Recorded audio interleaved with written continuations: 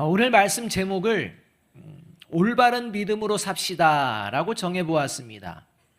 올바른 믿음이 있다면 반대로 올바르지 못한 믿음도 있다는 것입니다.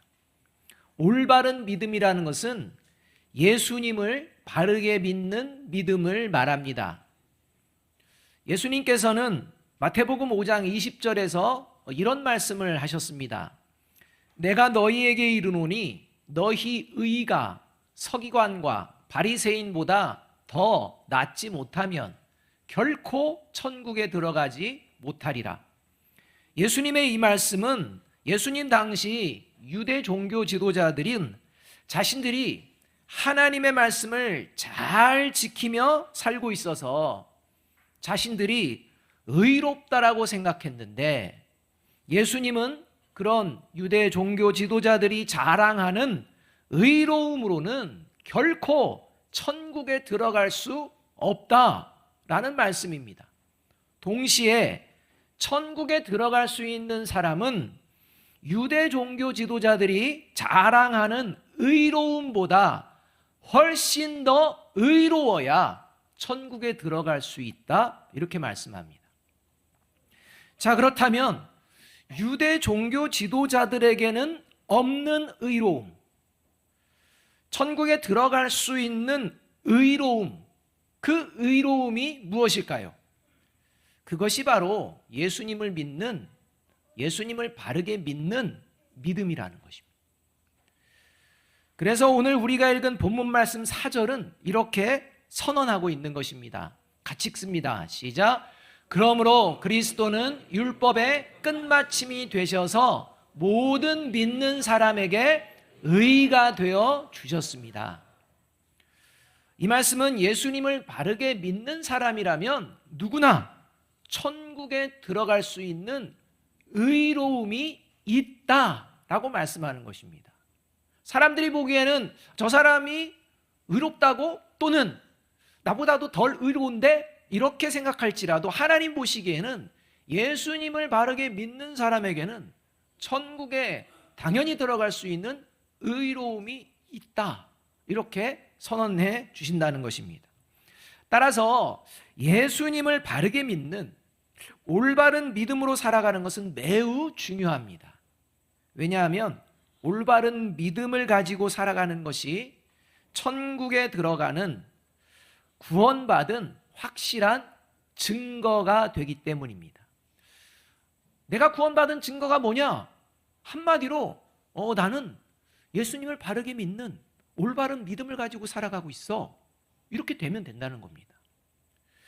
문제는 예수님을 믿는다고 하면서 실제 생활 속에서는 예수님을 바르게 믿지 않는 그릇된 믿음을 가지고서 살아가는 사람들이 많이 있다는 것입니다. 여러분, 그릇된 믿음을 버리지 않고, 그릇된 믿음을 버리려고 하지 않고 끝까지 그릇된 믿음으로 살아가면 그 결과는 멸망입니다. 2000년 전 예수님이 유대 땅에 계실 때 유대인들의 믿음이 그릇된 믿음이었습니다. 유대인들은 자신들이 하나님을 바르게 믿는다고 생각했습니다. 그런데 실제 생활은 하나님을 바르게 믿지 않는 그릇된 믿음을 가지고 있었습니다. 이것을 예수님께서 너무 잘 하셨습니다. 그래서 예수님께서 하나님을 바르게 믿는 믿음으로 다시 돌이키지 않으면, 회복되지 않으면 예루살렘 성전은 파괴되고 이스라엘은 멸망하게 될 것이라는 경고의 말씀을 3년 동안 하십니다.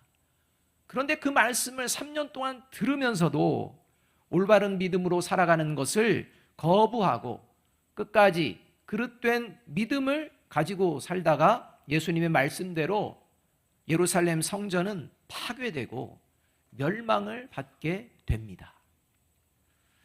2000년이 지난 오늘 이 시대에도 마찬가지입니다.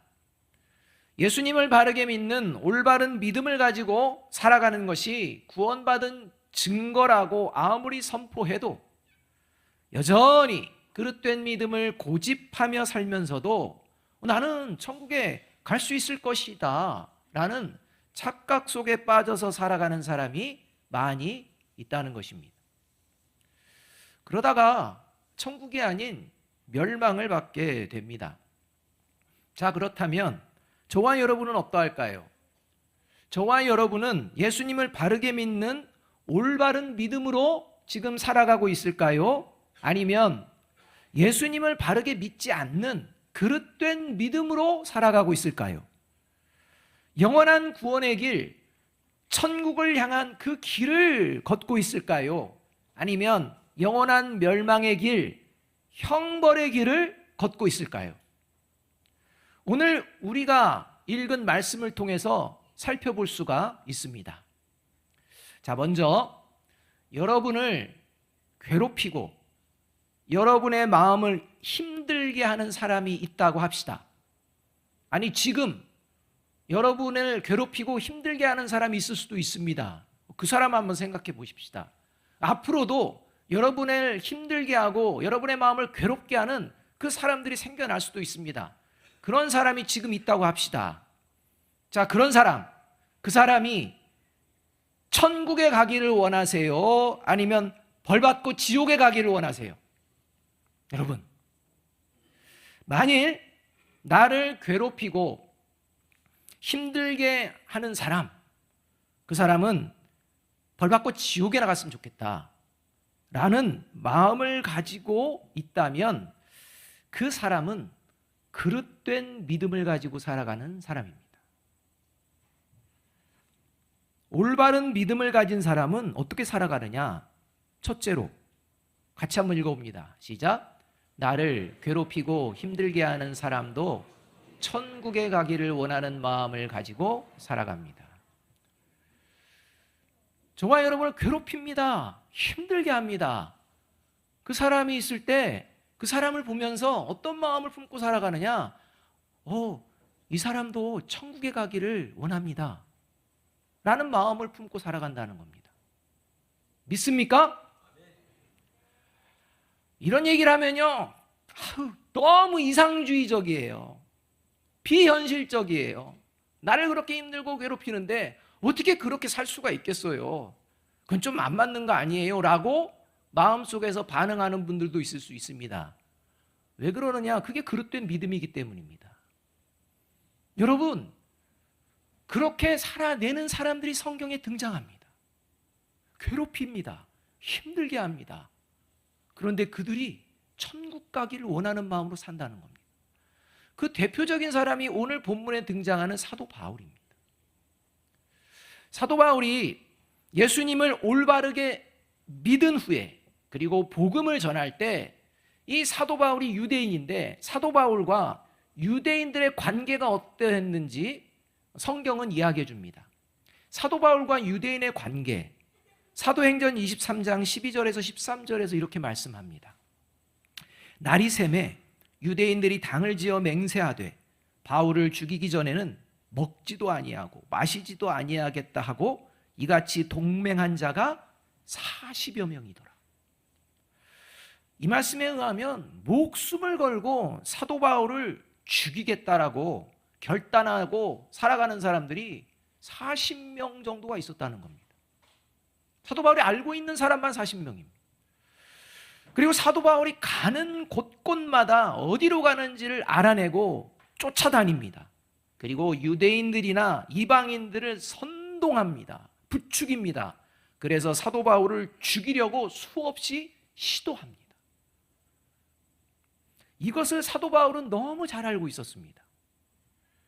그리고 실제 죽을 뻔한 일들이 있었기 때문에 실제 상황을 이렇게 사도 바울이 자기 입술로 고백합니다. 그 고백이 고린도후서 11장 24절에서 25절 상반절 말씀입니다. 이렇게 고백합니다. 유대 사람들에게 마흔에서 하나를 뺀 매를 맞은 것이 5번이요, 채찍으로 맞은 것이 3번이요, 돌로 맞은 것이 1번이요. 유대인들에게 죽도록 맞았고 실제 죽음 직전까지도 갔었다는 것입니다.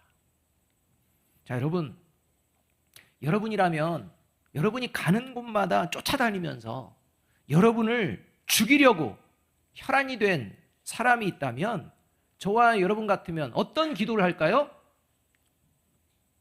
사도 바울은 이렇게 하나님께 기도합니다. 그 말씀이 오늘 본문 1절 말씀입니다. 함께 한번 읽어보겠습니다. 시작.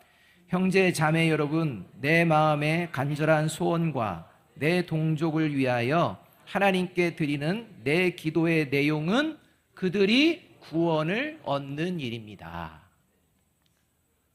저것들 없애주세요 아닙니다. 그들도 구원 얻게 하여 주시옵소서. 그들도 천국 가게 하여 주시옵소서. 사도 바울은 가는 곳마다 자기를 쫓아다니면서 자기를 죽이려고 혈안이 된 유대인들을 포함한 모든 유대인들, 자신이 만나는 모든 유대인들이 예수님을 믿고 구원받기를 원했다는 것입니다.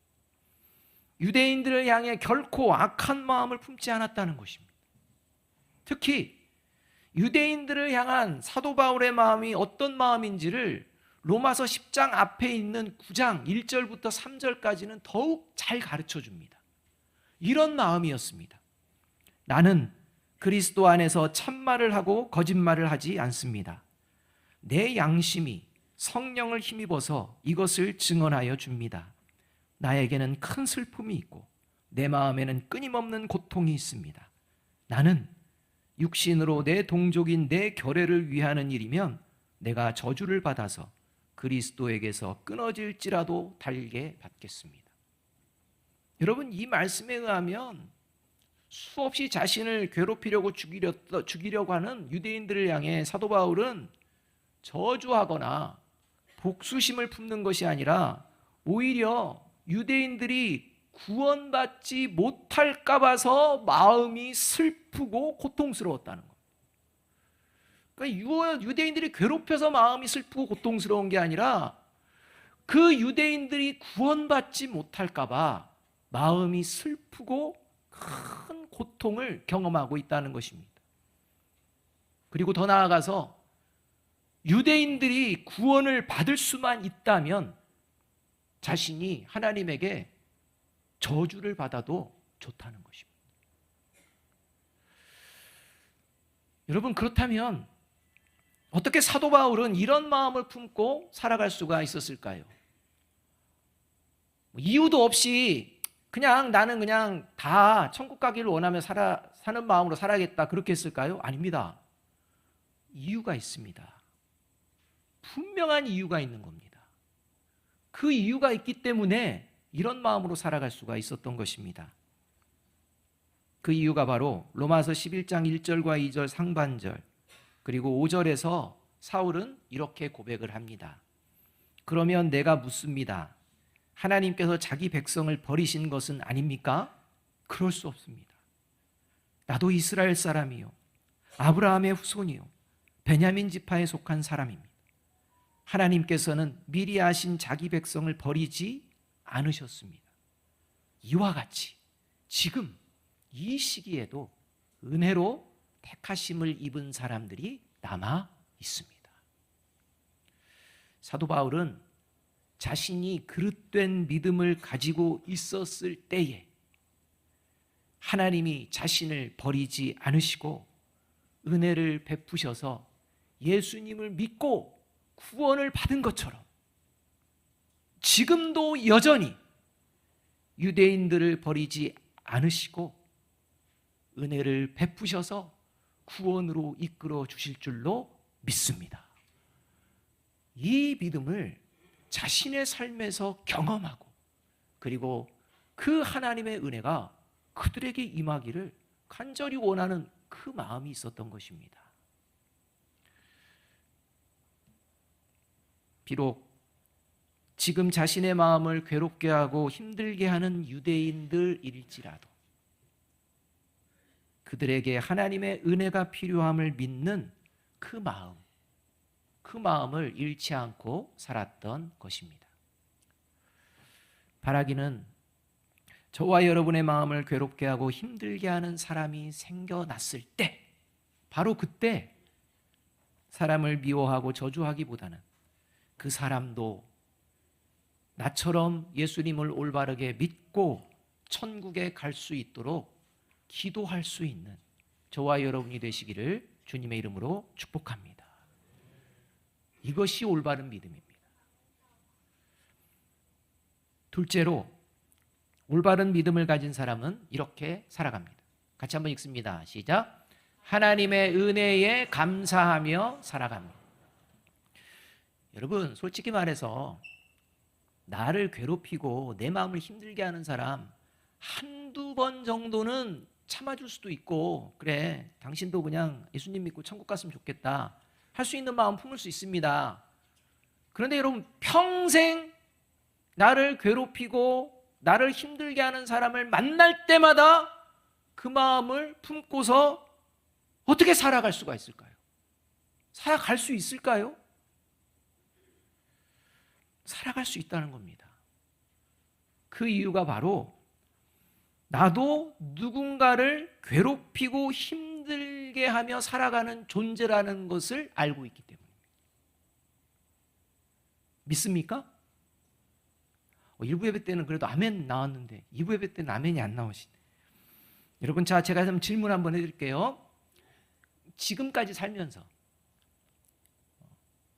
또 예수님 믿고 그 이후부터 부모님이나 자녀나 친구나 직장 동료나 교회의 성도들의 마음을 힘들게 한 적이 나는 한 번도 없다.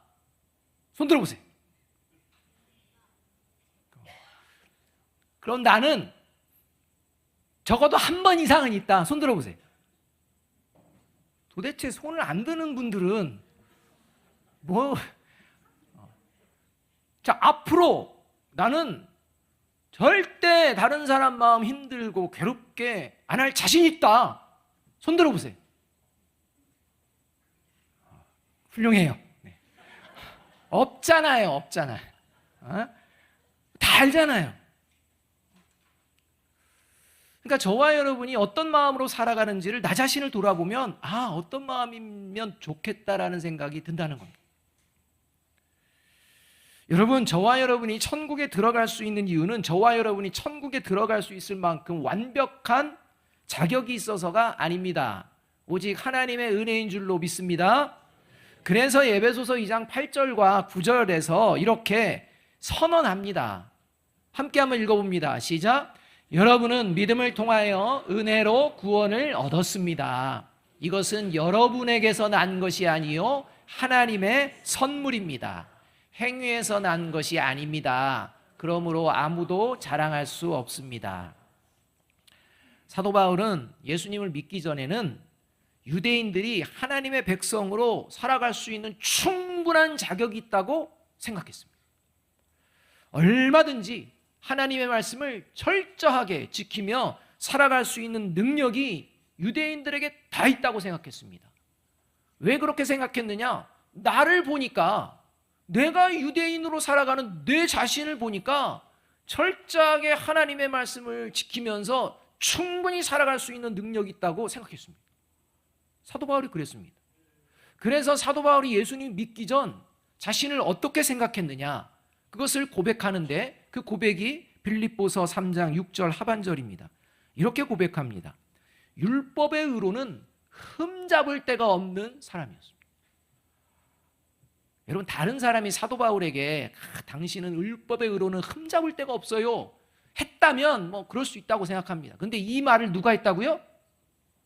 다른 사람이 말한 게 아니라 사도 바울 자신이 말한 겁니다. 나는 율법의 죄로는 흠잡을 만한 게 하나도 없어. 그러니까 자기는 완벽했다는 겁니다.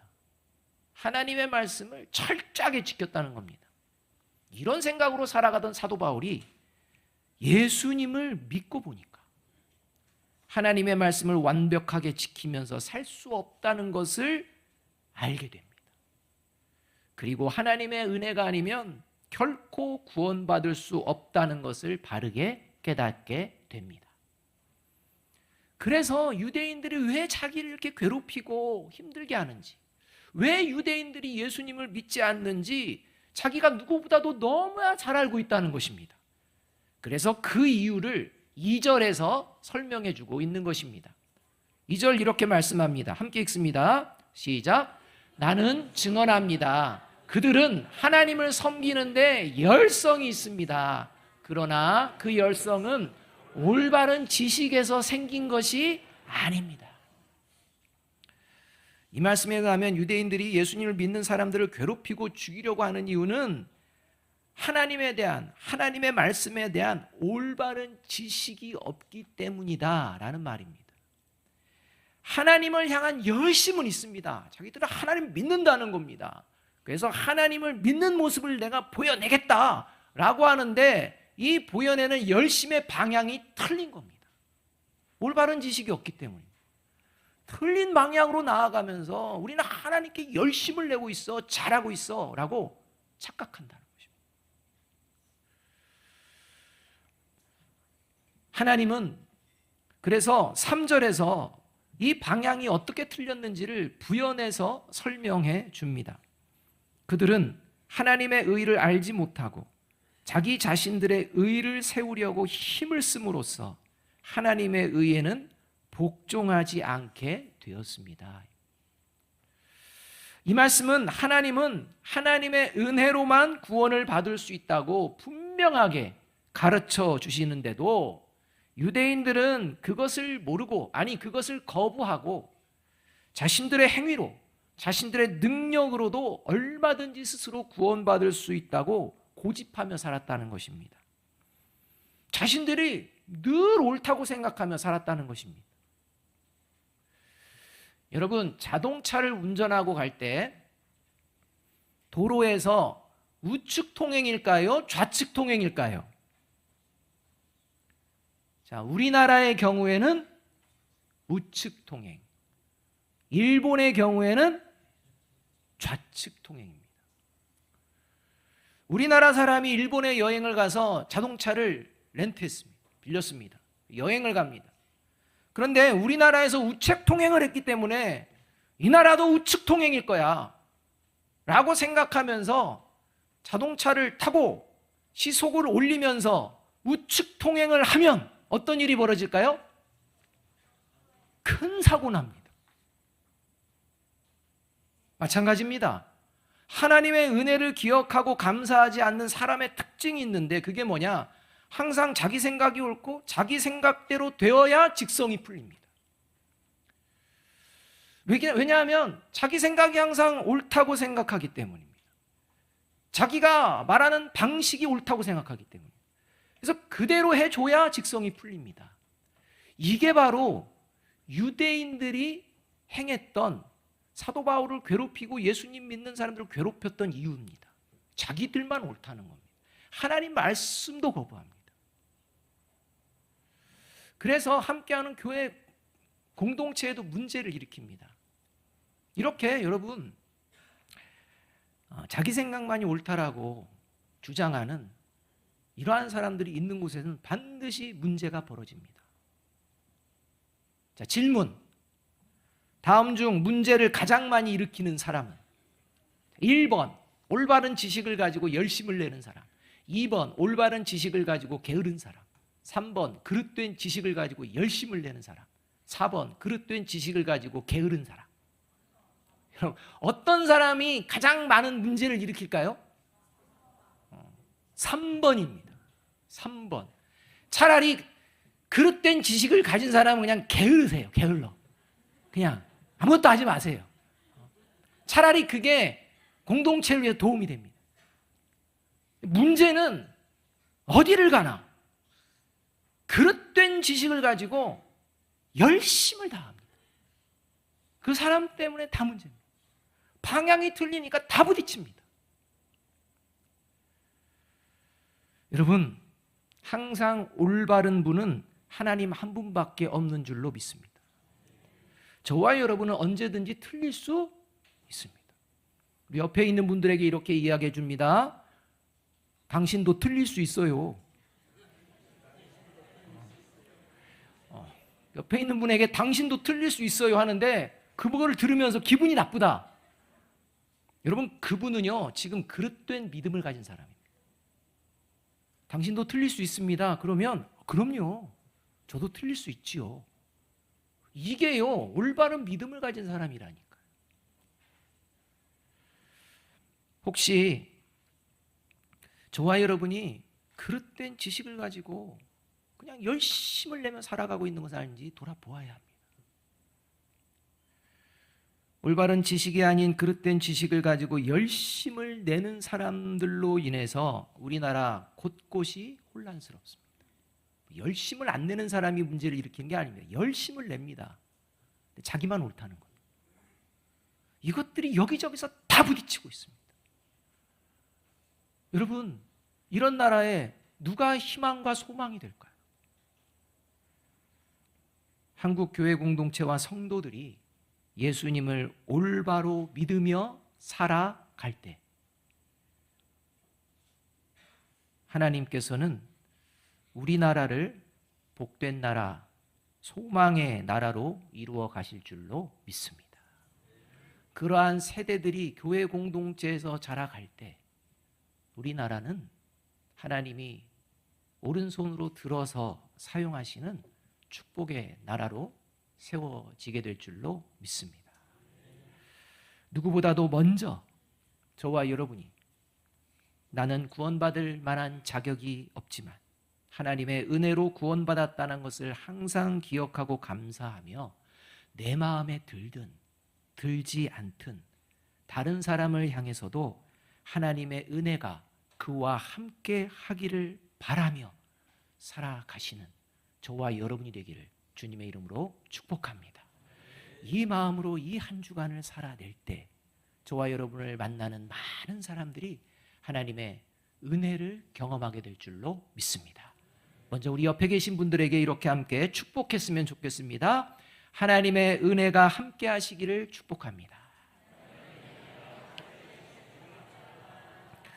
마지막으로 로마서 12장 17절 말씀 함께 한번 읽어보겠습니다. 같이 읽습니다. 시작. 아무에게도 악을 악으로 갚지 말고 모든 사람 앞에서 선한 일을 도모하라. 이 한 주간 언제나 하나님의 선하심을 닮아가는 저와 여러분이 되시기를 주님의 이름으로 축복합니다. 기도하겠습니다.